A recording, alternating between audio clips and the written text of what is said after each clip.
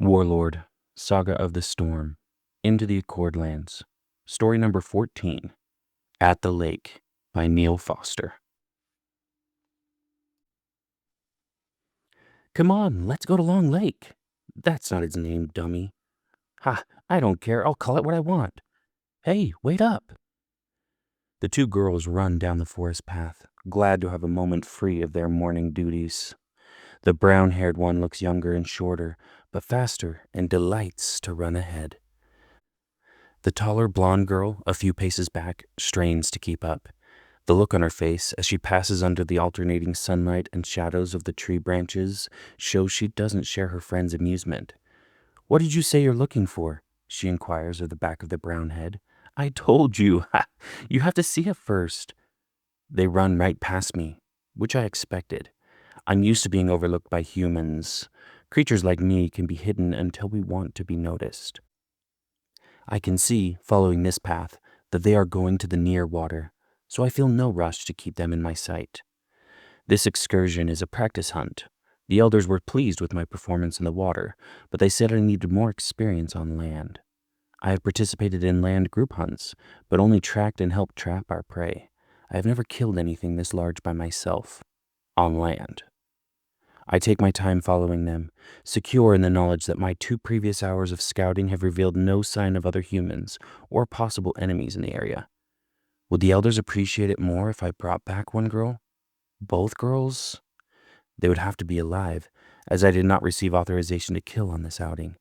The elders would likely praise my self-restraint if I returned with a report on the humans' latest activities. Their settlement is growing, contrary to the elders' predictions years ago when the humans first arrived. They had run from their own kind for some reason, and appeared ill-equipped to make a life where the earth and water meet. Although these humans were determined and resourceful, my people had our own problems and weren't interested in interacting with soft skins.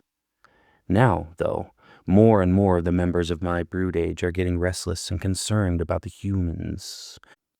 While they have no army and no impressive buildings, we have witnessed their courage and strength when they have to fight off wild beasts.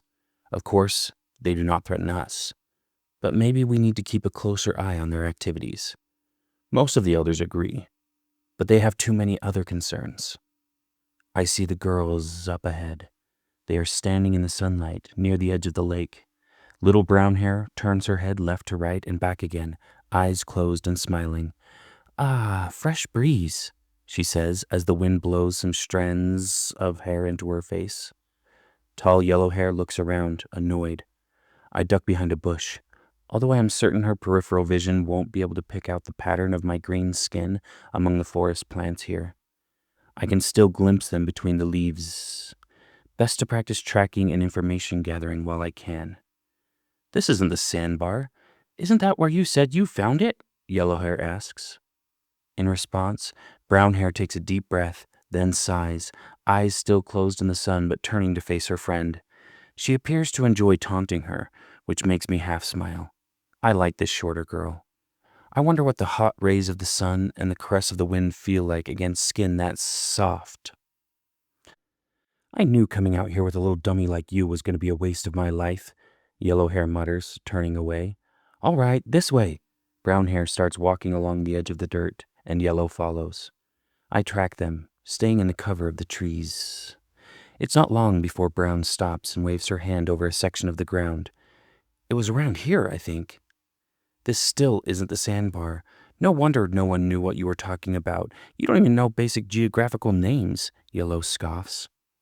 "This isn't geographics," Brown retorts. "This is a treasure hunt, like I told you." Yellow sighs. "Fine." They get on their hands and knees and start digging in the mud. I settle down and get comfortable, knowing that whatever they're looking for will take a while to find with their fleshy digits. Much worse than claws for a job like this. I have to keep myself from daydreaming about fishing expeditions and excursions to the great water. These children are determined in their repetitive, boring task. Often they find a shell or root but leave it, disappointed. I begin to wonder what it is exactly they search for. Soon after the sun passes the midway point in the great firmament, Yellow stops and says, "Hey, what's this?" Brown comes to her side. Yellow is holding something small. "Wipe it off," Brown says. Instead, Yellow gets up and steps into the water, bends down, and washes off the item. Both girls squeal with joy. I have to know what they find so delightful that could come from the place where dirt and water meet. As they hurry away from the lake, giggling and talking excitedly, I start moving to where I can easily intercept them further down the path. But running along the path is faster than trying to move silently in the brush, and I realize I won't make it to the ambush spot before them. I give up trying to be stealthy and run out into the path in front of them. They both scream with surprise and come to a stop. I gasp too. "Oh, greetings, girls." I act surprised to see them. "I was just looking for something I've lost." I am not skilled in play acting. Perhaps I should have just attacked them, but curiosity in their item has addled my thought processes.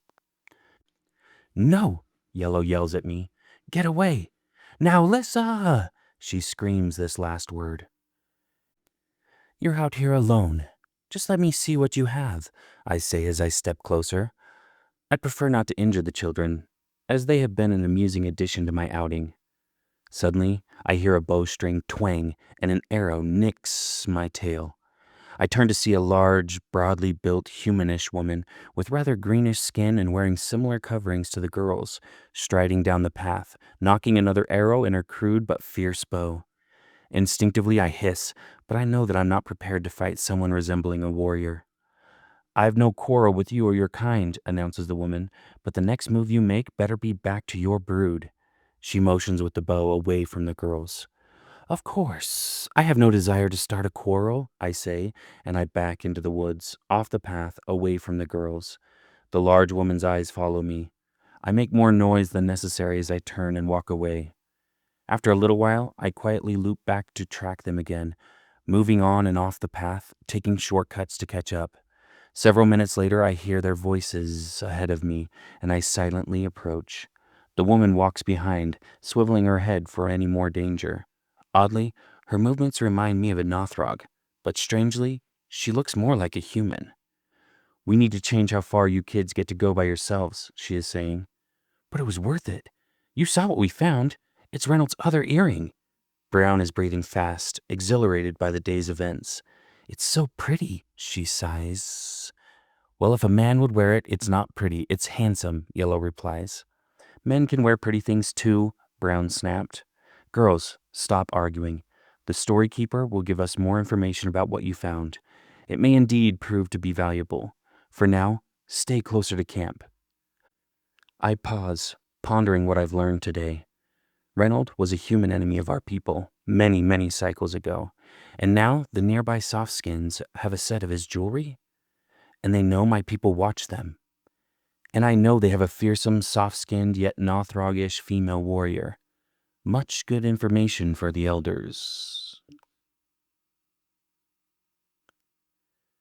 Thanks for listening. Please like and subscribe, and tune in for our next story. Story number 15, The Ascension, by Robert Denton.